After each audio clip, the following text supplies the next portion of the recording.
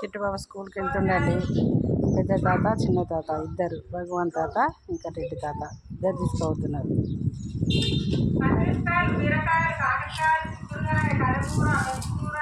పెద్ద తాత బండి ఎక్కిస్తుండు, చిన్న తాత బ్యాగ్ పట్టుకున్నాడు.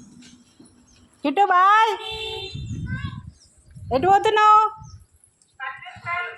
చూరుకా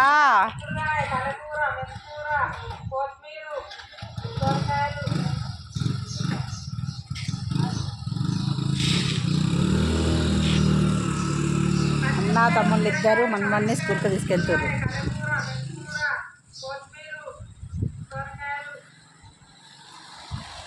ఇద్దరు తాతల ముద్దుల మనవాడు.